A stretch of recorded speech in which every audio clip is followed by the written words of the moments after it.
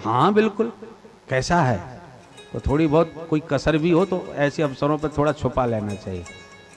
बहुत अच्छा है, बड़ा सुशील है, बड़ा शालीन है, अपनी तरफ से बात बने तो बनाना चाहिए। शुक्राचार्य जी के विचार से प्राण संकटे, दुश्मनों में फंस गए और असली परिचय होते ही संकट में प्राण पड़ जाएंगे तो गलत सलत पता बता करके, झूठा कोई नाम बता करके अपने प्राण बचा लो, कोई बुराई नहीं है। ऐसे अवसरों पर झूठ बोलना दोष निंदनीय नहीं माना गया है। इसलिए राजन, इस समय तुम्हारी जीविका संकट में है, जल्दी से मना करो, नहीं ये बौना तुम्हें बर्बाद कर देगा। बलि ने कहा मैं बर्बाद हो जाऊंगा परंतु झूठ नहीं बोलूंगा। गुरुजी, आपने हमेशा सत्य का पाठ पढ़ाया, आज मुझे झूठ बोलना सिखा रहे हैं आप।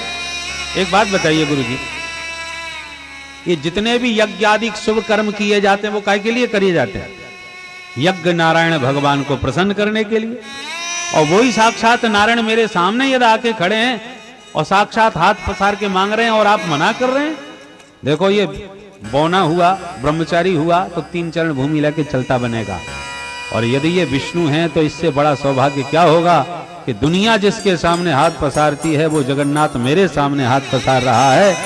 इसलिए मैं ये शुभ अवसर खोने वाला नहीं हूं। दाता एक राम, भिखारी सारी दुनिया, सारी दुनिया को देने वाला मेरे सामने हाथ पसारेगा। मैं ये शुभ सौभाग्य नहीं छोड़ूंगा। अब गुरुजी गर्म हो गए, जब से बहस कर रहा हूं तेरी खोपड़ी में नहीं आती। शाप देता हूं, अचरात भ्रष्यते श्रियः, जा तू श्रीहीन हो जा मूर्ख। और यूं कह के गुरुजी गर्म होके चले गए। जैसे ही गुरुजी गए, बामन भगवान धीरे से बोले, भैया गुरु चेला काय को लड़ाई कर रहे हो, देना हो तो दो, नहीं हम जाते हैं, हमें कुछ नहीं चाहिए। वो तो तुम जबरदस्ती कर रहे थे, मांगो मांगो तो मांग लिया, देना हो तो संकल्प करो। बलि ने कहा महाराज आप तो अपना संकल्प करो, अब गुरु चेला हम लोगों में तो चलता रहता है। लो हाथ में जल, जल का पात्र उठाया। शुक्राचार्य जी को लगा पानी फिरने वाला है सब पे, तो धीरे से आए, छोटा रूप बना के वह पात्र के छिद्र में घुस के बैठ गए कि बूंद भी नहीं टपकने दूंगा पानी की। तो संकल्प कैसे करेंगे? अब बलि इधर से उधर बर्तन करे, बूंद न गिरे, पानी की एक बूंद न निकले। बामन भगवान समझ गए, हंस करके बोले राजन पुराना बर्तन है ना, रखा रखा जंग खा गया होगा, लाओ मुझे दो, मैं ठीक करता हूं। और एक नुकीली पैनी कुशा निकाली अपनी आसन में से और बाहर से फेंक के मारी और शुक्राचार्य जी की एक आंख, गोविंदाय नमो नमः। शुक्राचार्य जी निकल के भागे, हे भगवान कोई दे रहा है कोई ले रहा है, हमने फालतू में अपनी आंख बर्बाद करी थी। बोल बामन भगवान की जय। शुक्राचार्य जी भाग खड़े हो गए, हाथ में जल आ गया, संकल्प करके बामन भगवान ने छुड़ा दिया। और जैसे जल छूटा कि बटुक जी का विराट रूप प्रकट हो गया। बोल विराट भगवान की जय। जो विराट रूप भगवान का प्रकट हुआ, भगवान बोले बलि अब देखो हमारा नापना। तो एक चरण में नीचे के 7 लोक नाप डाले, तो दूसरा चरण ऊपर उठाया, उठाते उठाते इतना ऊपर उठा दिया कि ब्रह्मांड कटाह में छेद कर दिया। ब्रह्मांड का जो गोला था उसमें भगवान के चरण के अंगूठे से इतनी जोर से ठोकर लगी कि उसमें छेद हो गया। उससे बाहर की जो दिव्य चिन्मयी धारा थी वो ब्रह्मांड विवर में घुस गई और वही जल धारा भगवान के चरणों को धोती हुई नीचे गिरी। तो ब्रह्मा जी ने भगवान का चरणामृत समझ के कमंडलू में धारण कर लिया। भगवान का चरणोदक है, पर ब्रह्मा जी के कमंडलू से वह जलधारा चली तो ध्रुवलोक में सप्तऋषि मंडल पर होती होती स्वर्ग में आ गई। स्वर्ग में आकर के उसी जलधारा के 4 हिस्से हो गए, सीता, अलकनंदा, चक्षु और भद्रा। भगीरथ ने प्रार्थना करी जब गंगा जी को धरा पर आने की, तो उनमें से जो अलकनंदा नाम की धारा थी वही भगीरथ के प्रार्थना पर गंधमादन पर्वत पर भगवान शिव की जटाओं में पहले आई, शिव जी की जटाओं से गंधमादन पर्वत पर आई और वहां से फिर गोमुख से निकलती हुई संपूर्ण भारत को परिपावन करती हुई सगर पुत्रों की राख का स्पर्श करके उन सब का उद्धार कर दिया। बोल गंगा मैया की जय। और इस प्रकार से भगवती भागीरथी गंगा ने भारत भूमि को परम पावन बनाया। आइए हम भी एक बार गंगा मैया का स्मरण कर लें, उसके बाद आगे की चर्चा करते हैं। गंगा जी का नाम स्मरण करने मात्र से पाप धुलते हैं। बही कैसे गंगा की लहर धीरे धीरे, बही कैसे गंगा की लहर धीरे धीरे, बही कैसे गंगा की लहर धीरे धीरे, बही कैसे गंगा की लहर धीरे धीरे, लहर धीरे धीरे लहर धीरे धीरे, लहर धीरे धीरे लहर धीरे धीरे, लहर धीरे धीरे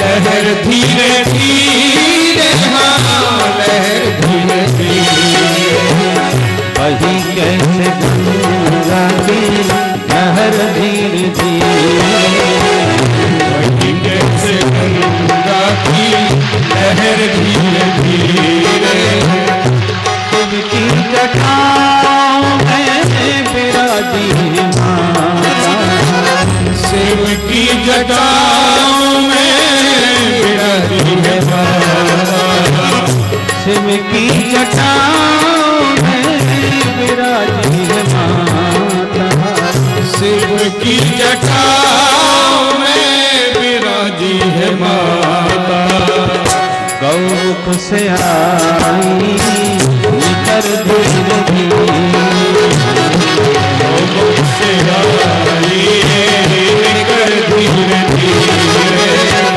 वही कैसे गंगा की लहर धीरे धीरे, वही कैसे गंगा की लहर धीरे धीरे,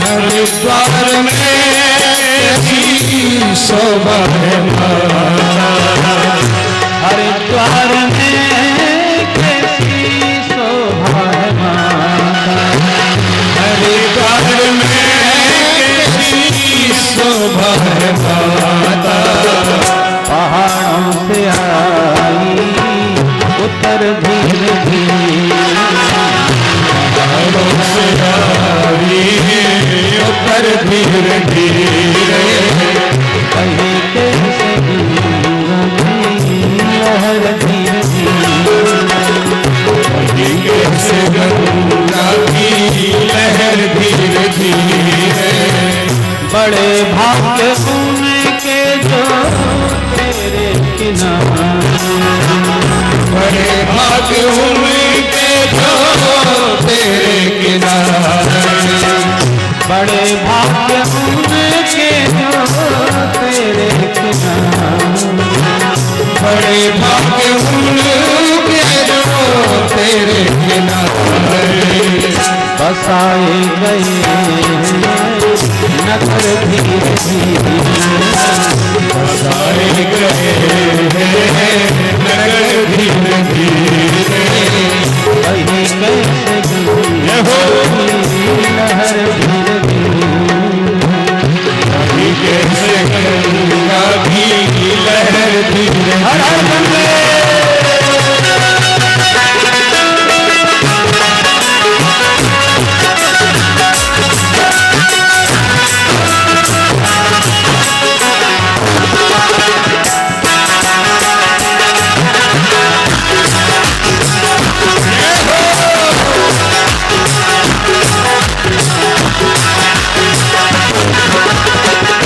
सगर आत्मजों पापों से तारा, सगर आत्मजों को भी पापों से तारा, सगर आत्मजों को भी पापों से तारा, सगर आत्मजों को भी पापों से तारा, सागर में जाकर मिली धीरे धीरे, सागर में जाकर मिली धीरे धीरे, वही के गंगा की लहर धीरे धीरे, वही कैसे गंगा की लहर धीरे धीरे, श्याम दास माता तेरी शरण, श्याम दास माता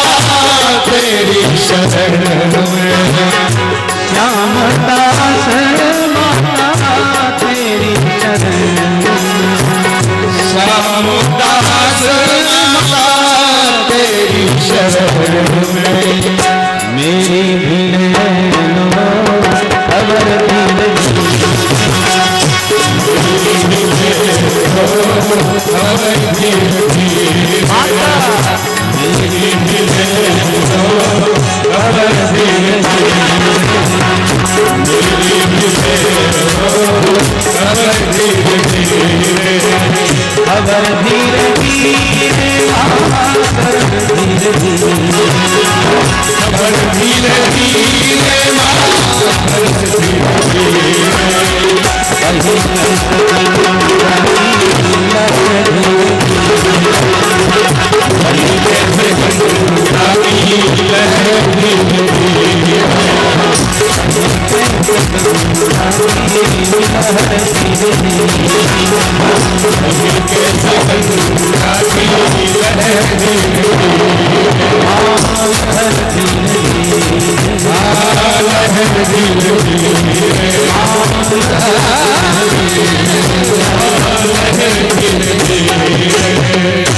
बोल गंगा मैया की जय, गंगाधर भगवान की जय, श्री वामन जी महाराज की जय।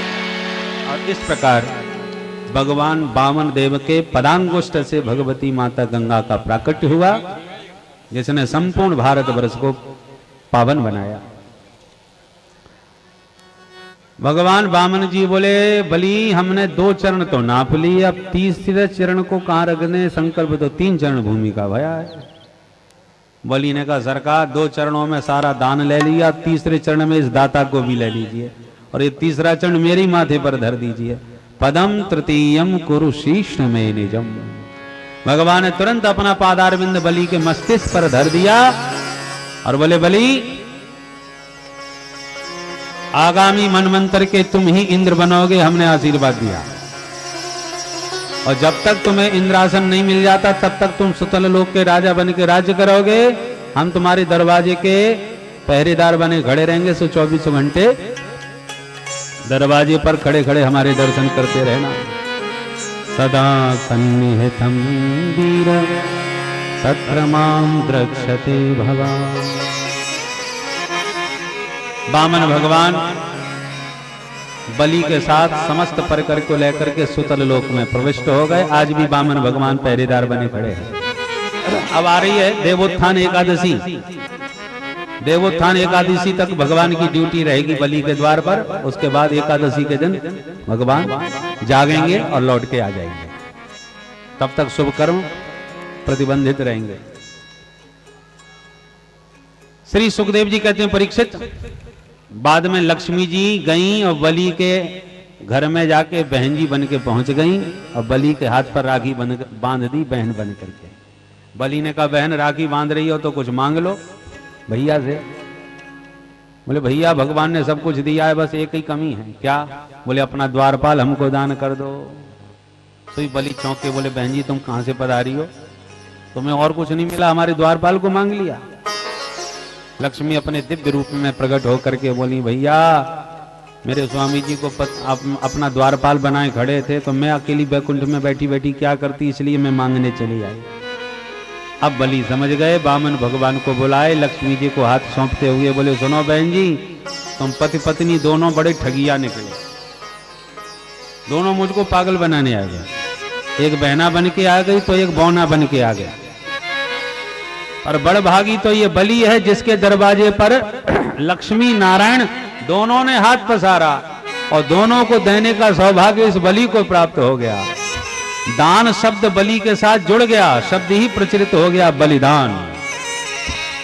बोल बामन भगवान की जय।